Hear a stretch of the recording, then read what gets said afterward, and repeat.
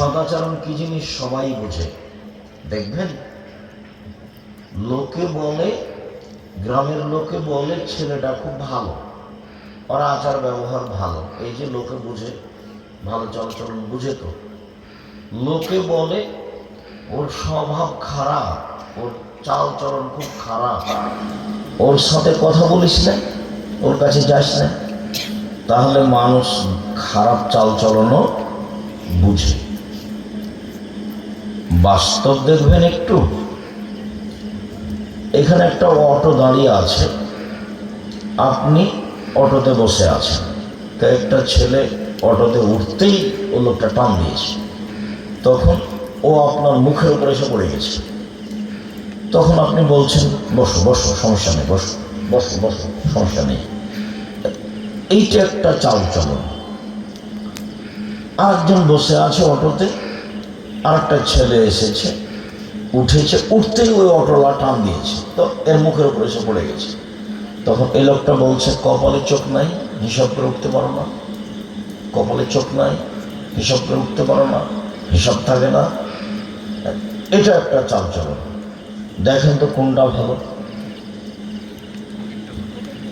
আগেরটা ভালো। তাহলে আমরা ভালো চালচলন বুঝি, তাহলে আমরা মানুষ হিসাবে ভালো চালচলন বুঝি এবং আপোষও বলা বলি করি।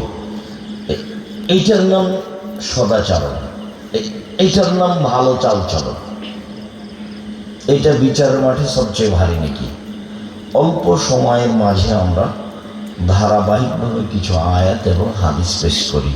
আল্লাহ তাআলা বলেন, ইদফা বিল্লাতি হিয়া আহসান ফাইদাল্লাযী বাইনাকা ওয়া বাইনা আদাওয়া কাআন্নাহু ওয়ালিয়্যুন হামীম।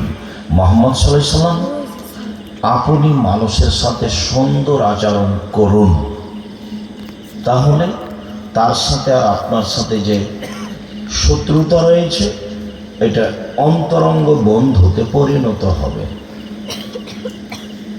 উভয় মুখামুখি হলে বন্ধুত্ব গড়বে না, আর উভয় যদি একজন আরেকজনের বিরুদ্ধে বলে ও চলে তাহলে এটা সরবে। আল্লাহ বলছেন আমাদের নবীকে, আপনি উত্তম উত্তর দেন, যা বলেছে তার চেয়ে ভালোটা। আবার বলছেন ওয়াজাদিলহুম বিল্লাতি হিয়া আহসান। মুহাম্মদ সাল্লাল্লাহু আলাইহি ওয়াসাল্লাম কথা বলার সময়, বাক বিতণ্ডের সময়, মুখামুখি কথা বলার সময় আপনি যেটা বলবেন প্রতিপক্ষের চেয়ে আপনি সুন্দর বলুন। প্রতিপক্ষের মতোই যদি হয় তাহলে আপনার চালচলন ভালো নয়, আর ওর চেয়ে যদি বেশি হয় তাহলে প্রশ্নই আসে না। এটা আল্লাহর আদেশ। এই আদেশ আল্লাহ নবী মুহাম্মদ সাল্লাল্লাহু আলাইহি ওয়াসাল্লামকে শুধু করলেন না, আমাদেরকেও করলেন। সবাই মানুষের সাথে কথা বলার সময় নিজেকে ওর চেয়ে জয়ী হয়ে কথা